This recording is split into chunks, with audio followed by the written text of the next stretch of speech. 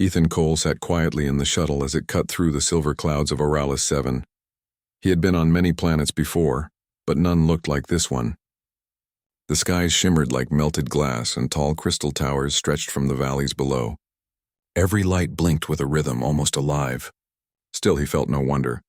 To him, this was not a mission of honor. It was exile. After years of serving in Earth's Defense Corps, he had been sent here as a symbol of peace. That's what his commander said. The war between humans and Allurians had ended just months ago. The treaty required both sides to share guards, scientists, and diplomats. And so Ethan was chosen to protect Princess Serafina, the royal heir of the Allurian Empire. To others, it sounded like a reward. To him, it was punishment. He had lost his squad in the final battle. Now he was being sent to guard an alien princess who might have once been their enemy. When the shuttle landed on the glowing platform, Ethan stepped out and was met by silence. No fanfare, no greeting, just the hum of energy under his boots. The air smelled faintly like ozone and roses. A group of palace guards, tall with pale blue skin and golden eyes, waited for him. None smiled. They didn't trust him, and he didn't blame them. A female officer spoke through a translator device. "Human guard, you are to serve under the Royal Protection Order. You will speak only when addressed. You will not enter restricted zones, and you will not, under any reason, remove your helmet inside the royal chambers."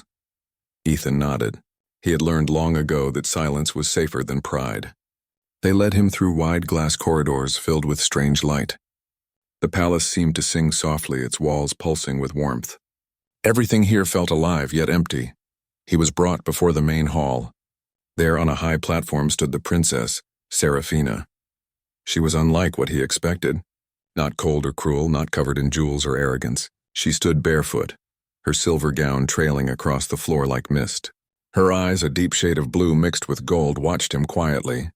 She didn't speak at first, only raised her hand slightly as if sensing him. "This is your guard," the officer said sharply. "From Earth." The princess finally spoke, her voice soft and slow.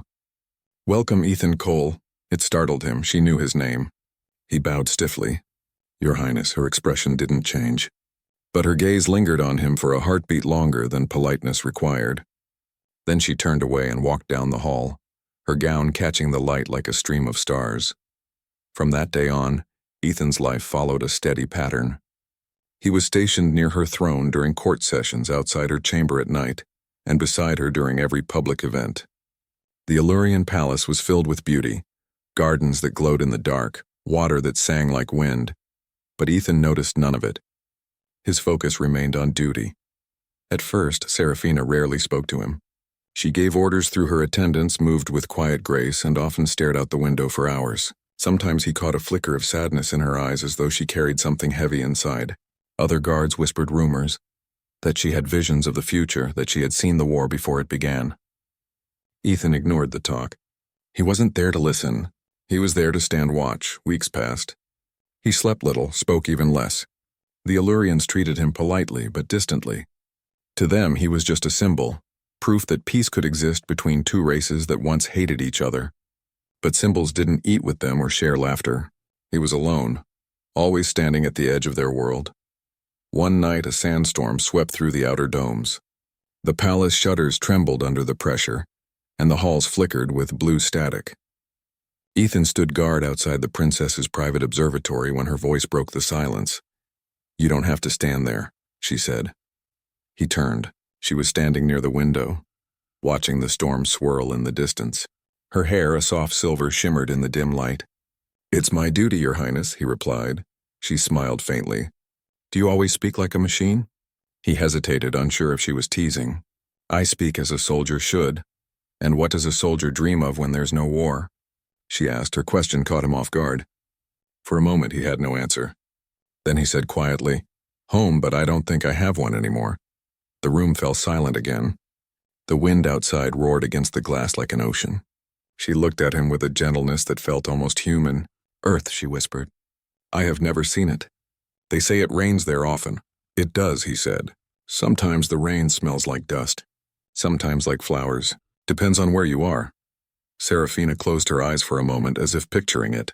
"I wish I could see it," she said softly. After that night, things began to change. The princess began asking him small things. Questions about Earth, about his training, about why humans looked at the stars with such hunger.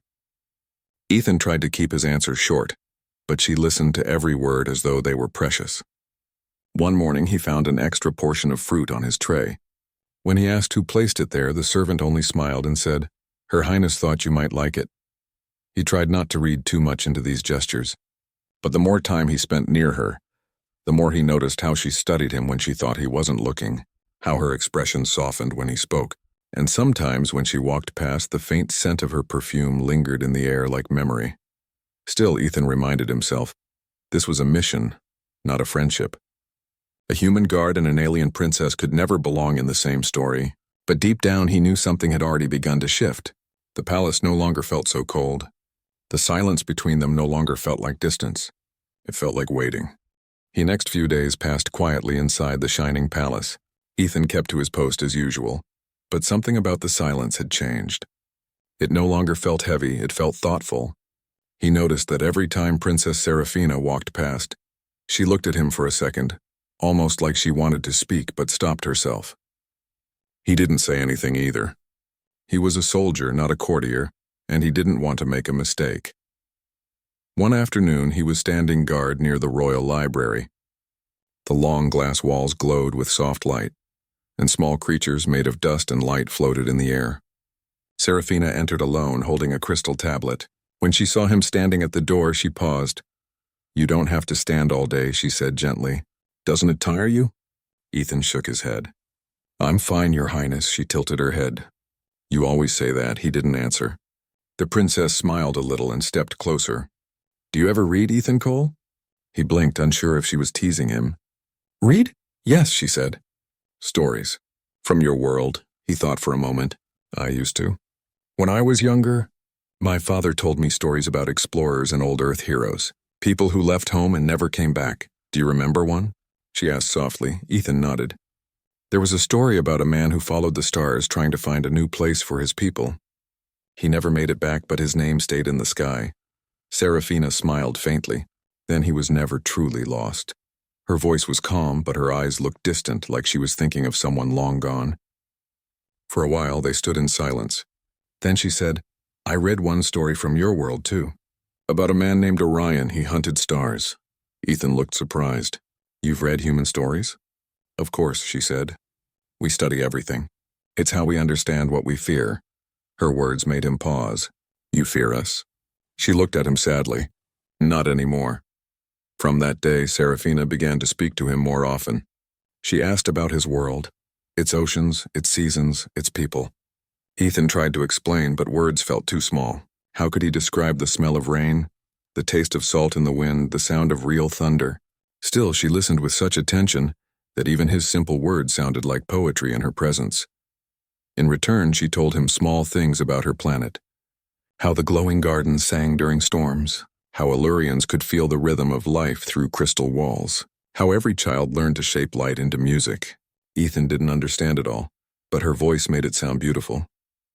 One evening, he was on night duty near her private balcony.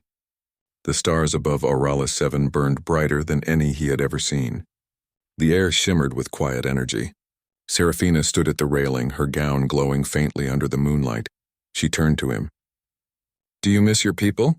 "Sometimes," he said. "But they don't miss me." Her eyes softened. "Why do you say that?" "I was a soldier too long," he said. "People forget soldiers once the war is over." She looked down for a moment. "I know that feeling," she whispered. Ethan frowned. "You? You're a princess." Her voice grew low. "Even a princess can be forgotten. My people see only the crown, not the person." There was silence again, but it wasn't awkward. It was quiet understanding. For the first time, Ethan realized how lonely she might be, surrounded by servants, guards, and power, yet truly alone. Suddenly, the balcony lights flickered. A strange pulse ran through the air like a heartbeat. Ethan moved forward, alert. What was that? Serafina looked calm, though her eyes glowed faintly. "The storm shields," she said. "The energy fields react when someone enters orbit." "Someone?" Ethan asked sharply. She nodded. "Probably a council ship." "Don't worry." But Ethan didn't relax. He had seen enough battles to know that such signals often meant danger. Still, he stayed silent. The princess seemed unworried, and he didn't want to break her peace. The next morning, he received a coded message on his wrist communicator. It was brief and cold. Maintain high alert. Possible internal threat. Trust no one. He didn't know who sent it. It was from an encrypted channel only human officers used. That meant the warning came from someone in his command. Ethan spent the rest of the day watching more carefully. He noticed that the palace guards whispered when he passed. Some avoided eye contact. A few corridors were suddenly locked off for maintenance. Something was wrong. That night, as he stood outside the princess's chamber, he caught sight of a shadow moving across the glass dome. It vanished quickly, but he knew it wasn't an illusion. He tightened his grip on his weapon and scanned the area. Everything was quiet again. Too quiet. When he turned back, Serafina was standing in the doorway. Her hair fell loosely over her shoulders, and she looked calm but serious. "You sense it too," she said. He nodded. "Something's coming." "I know," she replied softly. "But don't be afraid," Ethan frowned. "Afraid? I've faced worse," she smiled faintly. "Not of death, Ethan. Of truth." He didn't understand what she meant, but her tone sent a strange chill through him. Later that night, she asked him to follow her to the observatory again. The glass ceiling showed 1,000,000 stars, and in the center stood a crystal orb glowing gently. Serafina touched it, and an image appeared, flickers of battlefields, burning ships and his own face among them. Ethan froze. "That's from the war," he said slowly. She nodded. "I saw you before you ever came here." In the vision of peace, he stepped back, confused. "How could you see me?" We had never met. Her eyes glowed softly. "I don't know how. But when I saw you in that vision, you were standing beside me, not as a guard, but as someone I trusted." He didn't know what to say. His heart beat faster, though he didn't understand why. "You chose me?" he asked quietly. She met his gaze. "Long before they sent you." The words hung in the air like music. Ethan didn't answer. For a long time, they just stood there under the light of the stars. Outside, the winds howled softly, carrying dust across the palace walls. Inside, time felt frozen. Two souls from different worlds, standing together, bound by something neither could explain. And for the first time, Ethan felt that maybe his mission was not a punishment after all. Maybe it was the beginning of something that had waited for him all along. The next morning, the palace felt different. Ethan sensed a quiet tension in the air, like the calm before a storm. Guards moved faster, whispers echoed in corridors, and some doors were locked without explanation. He had learned enough in his years as a soldier to know that subtle changes often meant real danger. He approached Princess Serafina as she walked through the inner gardens. Her silver gown gliding across the glowing plants, she noticed his concern and tilted her head slightly. "You sense it too," she said softly. Ethan nodded. "Something is coming. Something we were not told about." Her expression did not show fear, only calm resolve. "Then we will face it together," she replied. Her words were simple, but they carried weight. For the first time, Ethan realized that the princess was not just royalty. She was a leader, someone who could face fear and still stand firm. Later that day, while reviewing security footage with her attendants, Ethan noticed something unusual. A group of palace workers had entered a restricted wing.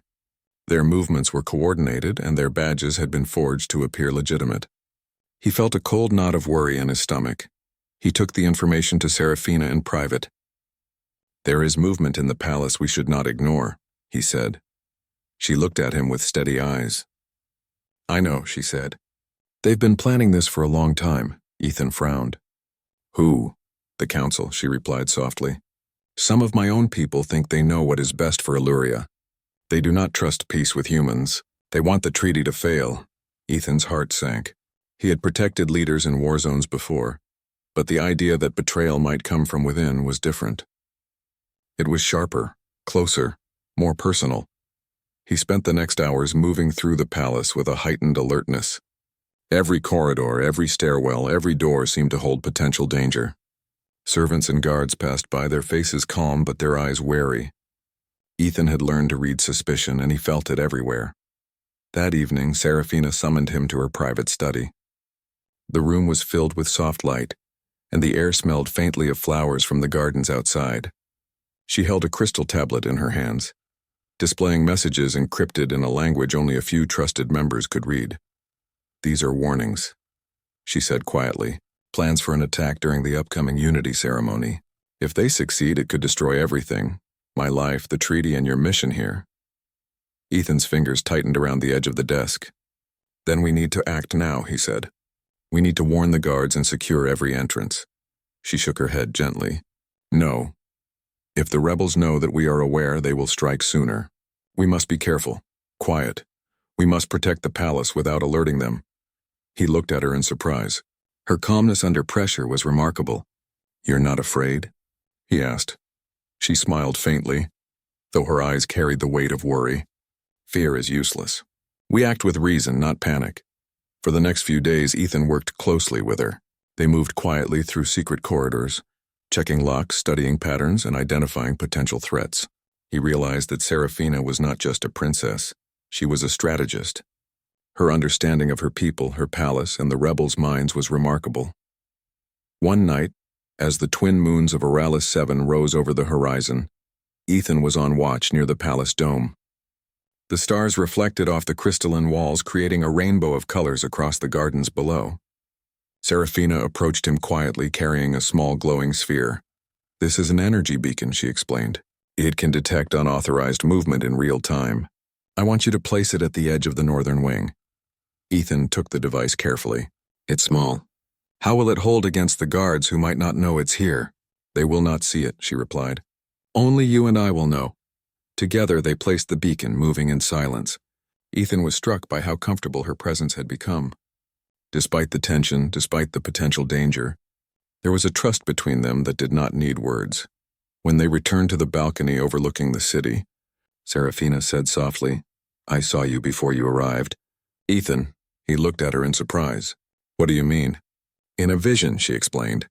"I saw a human standing beside me, protecting me when the world turned against me." "You were that human. Long before they sent you here, I knew you would come." Ethan felt his chest tighten. "That's impossible." "Perhaps," she said. "But it is true. I chose you before anyone else could. I trusted you even before you knew me." For a long moment he said nothing. He wanted to deny it, to protect himself from hope. But her words were not false, not boastful. They were simple, clear, and honest. Suddenly the beacon emitted a soft pulse. Ethan moved toward it quickly. The screen displayed a faint outline. Someone moving in the northern corridors. Not a guard, not a servant. Someone sneaking, careful but determined. "They're here," Ethan whispered. Serafina's eyes narrowed. "Then we must be ready," quietly, carefully. The next hours were tense. They moved through the palace with precision, watching shadows, listening to whispers, and anticipating every step of the intruders. Ethan felt a surge of responsibility. He could not fail. Not her, not the treaty, not himself. By dawn, they had tracked the intruders to a hidden chamber. Inside, they found plans, weapons, and messages intended to coordinate a palace attack. Ethan's heart pounded. The rebellion was closer than they imagined. Serafina looked at him with quiet resolve. "They underestimate us," she said. "But they will not succeed, not while we are together." Ethan felt a strange warmth in his chest. It was not just duty, it was connection, trust, and something deeper he could not yet name. He knew then that whatever came next, he would not face it alone. As the first light of dawn touched the palace spires, Ethan stood beside her on the balcony. The city below was quiet, unaware of the danger lurking in its shadows. He glanced at her, and for the first time, he felt that their bond was more than assignment or duty. It was recognition, understanding, and trust, and somewhere deep inside he realized that this was only the beginning. The real test was yet to come. The morning sky of Oralis 7 was a soft purple, but inside the palace tension hung thick. Ethan had barely slept. Every shadow, every whisper, every flicker of light seemed dangerous now. He patrolled the corridors with careful steps, eyes scanning every corner. Serafina moved beside him quietly, her calm presence steadying him even as he felt the weight of what was coming. The Unity ceremony was to begin at sunrise. Important leaders from both human and Allurian sides would gather in the central hall.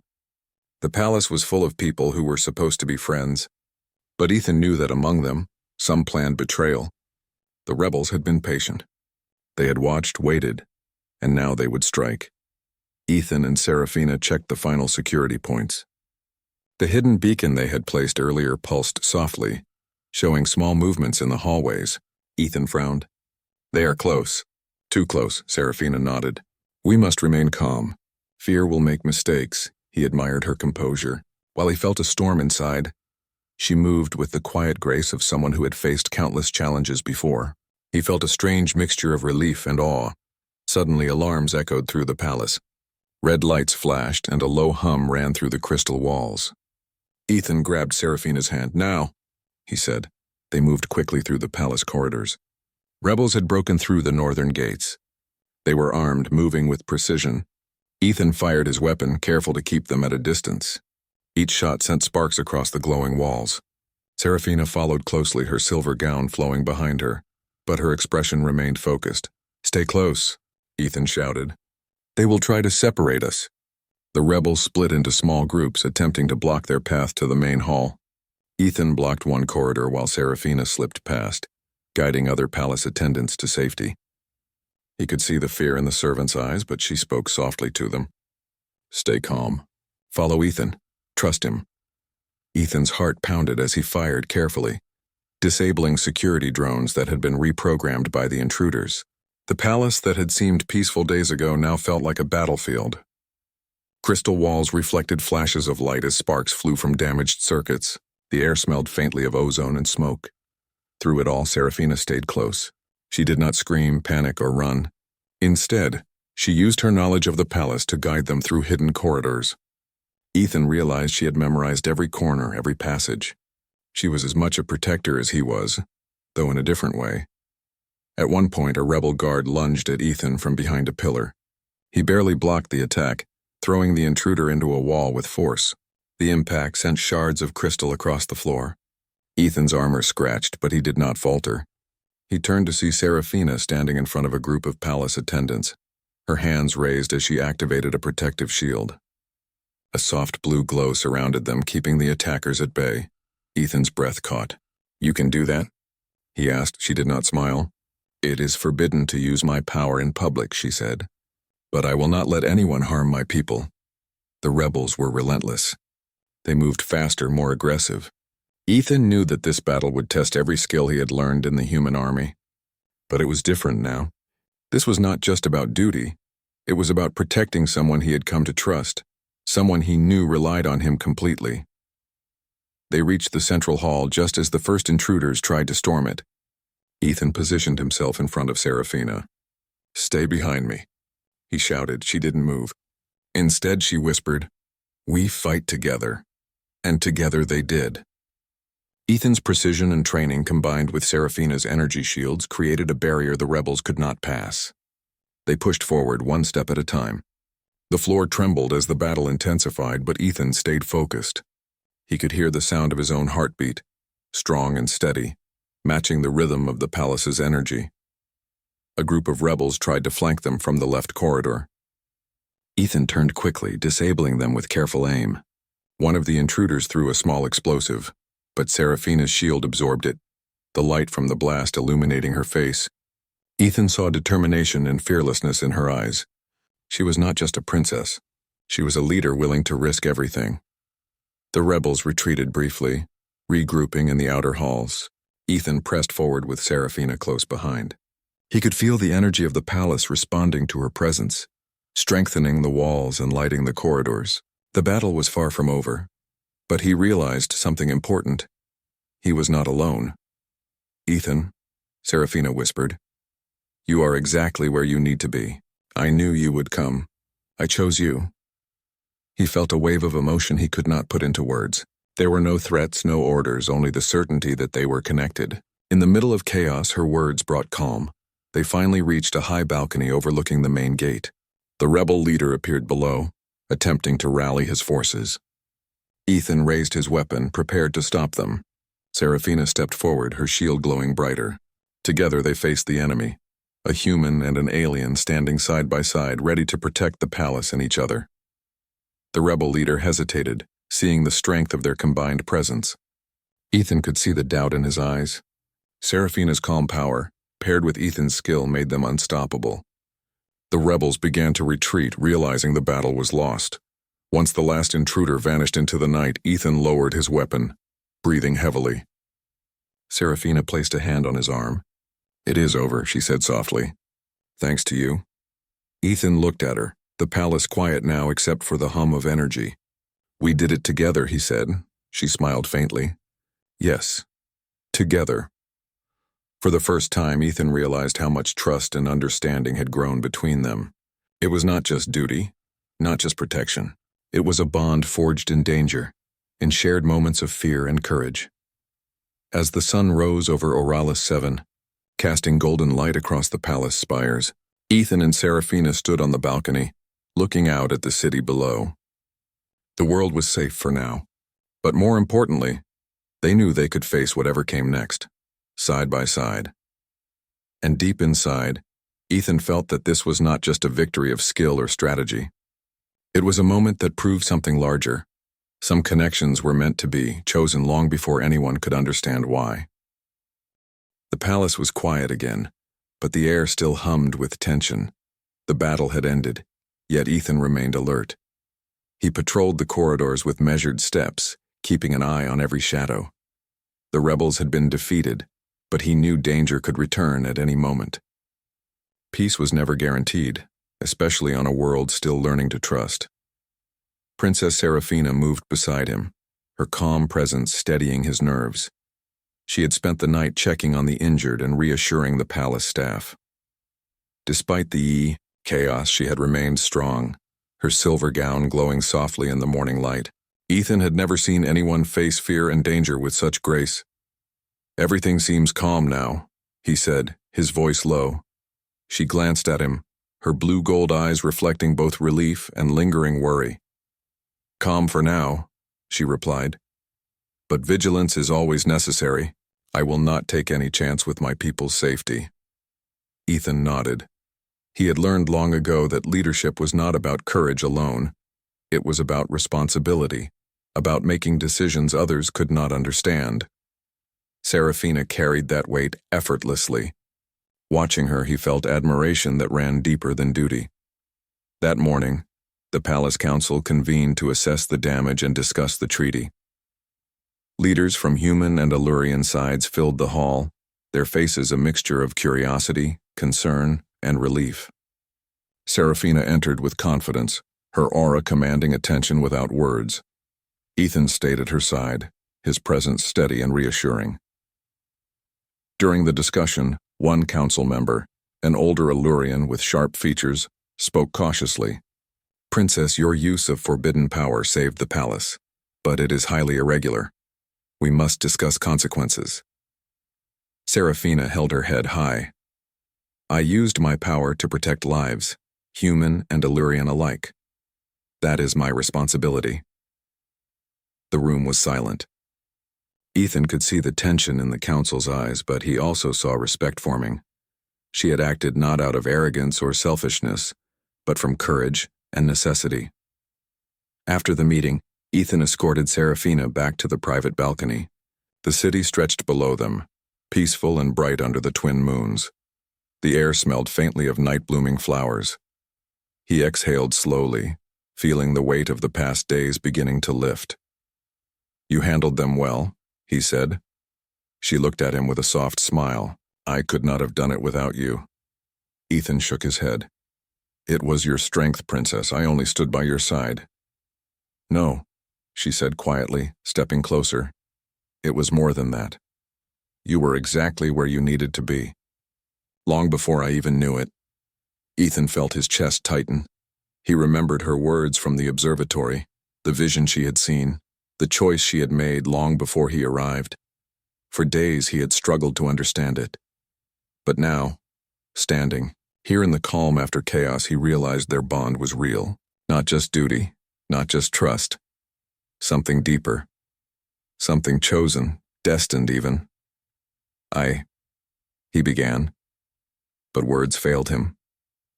She placed a hand lightly on his arm. "You do not need to say anything. I know you understand." For a long moment, they stood together, two beings from different worlds connected in a way that transcended explanation. The galaxy outside continued its slow spin, unaware of the quiet moment of recognition taking place within the palace walls. Later, the council reconvened to finalize decisions about the unity ceremony. Leaders praised Serafina's bravery and Ethan's steadfast protection.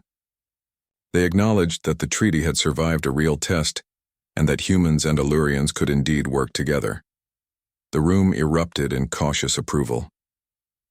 Afterward, Ethan and Serafina returned to the gardens. The air was filled with soft luminescence, and small creatures of light hovered around them. Serafina stopped near a fountain, letting the glow reflect in her silver hair. "You stayed by my side," she said, "even when it was dangerous, even when no one else could be trusted." Ethan looked at her. "You saved me too, in a way," he said. "Your courage kept me steady. Your calm helped me think clearly. I wouldn't have known what to do without you." She smiled, her eyes shining. "Then we saved each other." A quiet peace settled over them. Ethan realized that the palace, the people, and even the galaxy outside were secondary in this moment.